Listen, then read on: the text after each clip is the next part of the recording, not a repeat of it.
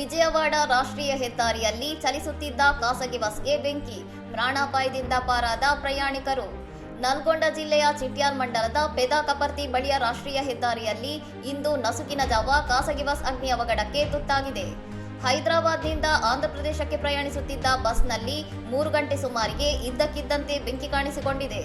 ಬಸ್ನಲ್ಲಿ ಹೊಗೆ ಮತ್ತು ಬೆಂಕಿಯನ್ನು ಗಮನಿಸಿದ ತಕ್ಷಣ ಎಚ್ಚೆತ್ತ ಪ್ರಯಾಣಿಕರು ಯಾವುದೇ ಅನಾಹುತ ಸಂಭವಿಸುವ ಮುನ್ನವೇ ವಾಹನದಿಂದ ಕೆಳಗೆ ಇಳಿದು ಸುರಕ್ಷಿತವಾಗಿ ಪಾರಾಗಿದ್ದಾರೆ.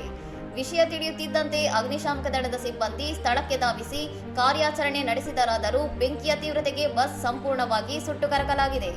ಅದೃಷ್ಟವಶಾತ್ ಈ ಘಟನೆಯಲ್ಲಿ ಯಾವುದೇ ಪ್ರಾಣಾಪಾಯ ಅಥವಾ ಗಾಯಗಳಾಗಿಲ್ಲ ಎಂದು ಅಧಿಕಾರಿಗಳು ಖಚಿತಪಡಿಸಿದ್ದು, ಸದ್ಯ ಬೆಂಕಿಗೆ ನಿಖರವಾದ ಕಾರಣ ಇನ್ನೂ ತಿಳಿದುಬಂದಿಲ್ಲ. ಈ ಘಟನೆ ನಡೆದ ಬೆನ್ನಲ್ಲೇ ಕಳೆದ ಶುಕ್ರವಾರ ಹೈದರಾಬಾದ್ನ ಮಸಾಫ್ ಟ್ಯಾಂಕ್ನಲ್ಲಿ ವಾಣಿಜ್ಯ ಕಟ್ಟಡದ ಗೋದಾಮಿನಲ್ಲಿ ಸಂಭವಿಸಿದ ಅಗ್ನಿ ಅವಘಡದ ಬೆನ್ನಲ್ಲೇ ಅಗ್ನಿಶಾಮಕ ಇಲಾಖೆಯ ಸುರಕ್ಷತಾ ಕ್ರಮಗಳ ಬಗ್ಗೆ ಮತ್ತೊಮ್ಮೆ ಚರ್ಚೆ ಆರಂಭವಾಗಿದೆ. ಇನ್ನಷ್ಟು ಸುದ್ದಿಗಳಿಗಾಗಿ ನೋಡ್ತಾ ಇರಿ ಸೌರಂ ಟಿವಿ.